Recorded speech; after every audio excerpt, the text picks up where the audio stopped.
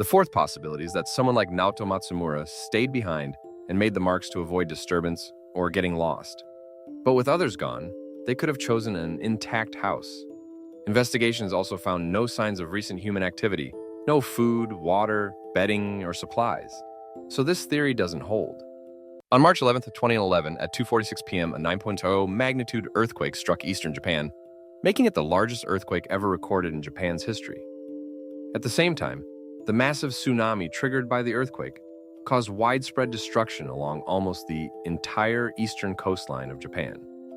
In Miyagi Prefecture alone, the number of deaths and missing persons approached 11,000. The Fukushima Daiichi nuclear plant, holding dangerous nuclear fuel, was destroyed in the earthquake.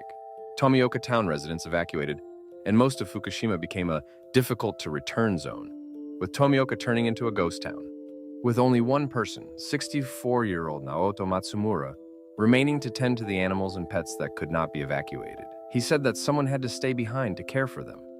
On March 25, 2013, some areas lifted restrictions and scattered residents began to return home to clean and gather their belongings. However, most of the houses were no longer habitable. The house we're looking at here is actually the top floor of a building that was swept onto the street. But 2 months after the discovery of this house, August 2013, something strange happened. The walls suddenly became covered with a dense array of red, human characters. No one in the local area came forward to take responsibility, and rumors spread that these red characters appeared overnight, covering both the interior and exterior of the house. Was this a prank? Who could have done it? Let's explore a few possibilities. One of the first photos of the house was posted on a Japanese forum, and someone in the comments immediately recognized it as a public restroom in the town. Others, upon seeing it, felt uneasy, claiming that the window on the right looked like a human face. Some even suggested that this was very strange and should not have been shared. The post quickly went viral, and people all over Japan started to try and solve the mystery of the human house, which led to the first possible explanation for the red characters. They were marks made by the cleanup crew working in the area.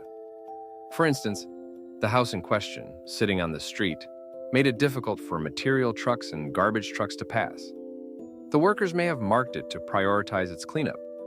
But if the human characters were meant for prioritization, why were similar marks found on cars that were obstructing the road, too? These also needed urgent attention, didn't they? After some inquiry, no workers admitted to writing those marks, and it seemed more efficient to simply write "demolish" instead of drawing so many characters. Moreover, there were also characters inside the house, which seemed unnecessary. The second possibility is that these marks were meant to be off-putting, a way to pressure the cleanup workers into removing the debris more quickly, allowing Tomioka to be cleaned up sooner. The third possibility is that the person who wrote these characters had good intentions. Since the area was full of rubble, often in unexpected places, the red marks may have been made to help drivers avoid accidents. But if they were intended to help, why not admit to it? Or perhaps seeing the reactions now, the person originally intended to admit it, but became too afraid to do so. The fourth possibility is that someone like Naoto Matsumura stayed behind and made the marks to avoid disturbance or getting lost. But with others gone, they could have chosen an intact house. Investigations also found no signs of recent human activity, no food, water, bedding, or supplies. So this theory doesn't hold.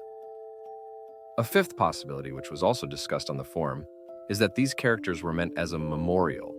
Each human symbol represents the lives lost in the earthquake, and the residents who decided never to return to this painful place. Before the disaster, Tomioka had a population of about 16,000, but 9 years after the disaster, only about 10% of the population returned, most of them elderly. The final possibility, and the one people are least eager to acknowledge, is that this was simply a prank by someone or a group wanting to draw attention. They used this inexplicable behavior to get eyes on them. The human characters were easy to write and were sprayed all over the ruins without any real meaning. The characters could be interpreted as waves in the tsunami or as the breakwaters along the coast. However, in September 2014, just before the ruins had been completely cleared, something strange happened. The red characters appeared once more overnight and then disappeared the next night.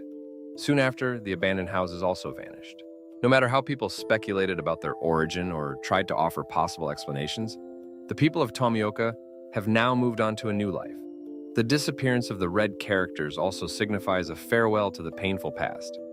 As for the human characters themselves, perhaps they will forever remain an unsolved internet mystery.